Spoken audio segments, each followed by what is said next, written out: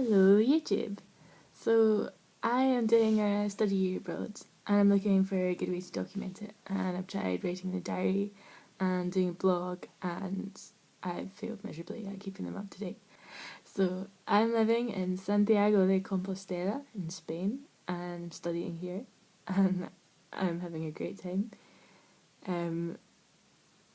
A few hold-ups, a few setbacks. The university don't make it easy for you to register or matriculate or attend classes or work out your timetable, but that's Spain, that's life. Mañana, mañana. I don't really expect anybody to watch this, so it should be interesting to see what happens. Just kind of looking for a way to remember what's going on in my life. So I really love the flat I'm living in. It's really well about really quiet. You get a good sleep at night. My flatmates are three Spanish girls. They're lovely, really nice and really friendly, very, very studious, very quiet, which is great during the week and not so much my thing at the weekends, but it's good for me to kind of have a rest and chill out. They're lovely girls. It's good living with Spanish people, it's good practice, but sometimes I just feel ridiculous. None of them have any experience of learning another language, so they just expect me to know exactly what's going on. They talk a million miles an hour. And the other day, one of the girls turned around to me and said, how can you not know what I'm saying? And that made me feel like I was on top of the world. Santiago is a beautiful city.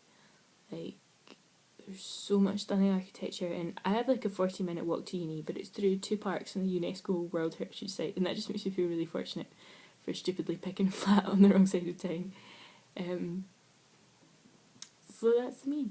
Oh, just my feet. Hello. Yeah, I can't say them, I can't pronounce the words, so I had it written on my hand for writing postcards, but it's gone now. Islas Cias, maybe, this weekend, and they were beautiful. In 2007, the Guardian newspaper said they were the most beautiful beach in the world, which, I don't know. I went on a day with the most ridiculous wind conditions. There was a proper sandstorm and full of sand. I learned how to say that, some new vocab, lleno de arena, full of sand. Because I haven't been sure yet. They were stunning, they were really cool. I climbed all the way up to the top in this crazy wind up to the lighthouse, and beautiful views and shocking cliffs. And then I tried to hang out on the beach, but there was too much sand, I couldn't read my book. I was hanging about with a brilliant group of Brazilian girls. They're so animated and fun and lively and friendly, but they don't speak so much Spanish or English, and I don't want to be speaking any English anyway. So I have no Portuguese going on. So I just I feel like a bit of a pet. They show me around and feed me and smile at me, and they're lovely. And I met a boy from somewhere in London, whose name I don't quite remember, who, after me explaining about, what I want to do with my university degree in anthropology and Hispanic studies, and how I would love a good job, says, oh well, you've got the beauty to be a great air hostess at the end of a university degree. I hope not, douchebag. And also, we were sitting on the beach, it was quite an awkward silence. I was pondering the nicest sort of way to say, I'm gonna go and talk to somebody else now.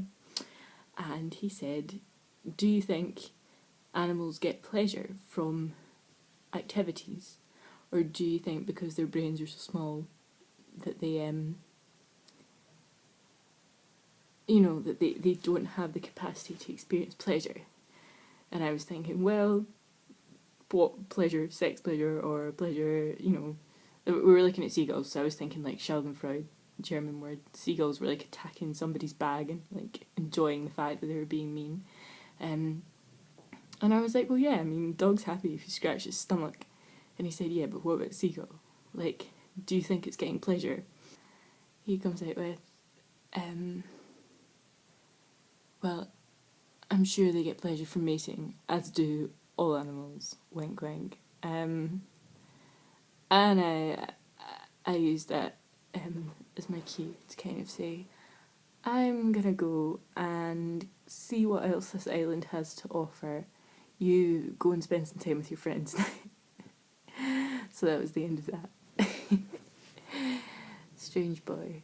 So I'd make a beautiful air hostess, and I should get pleasure from mating.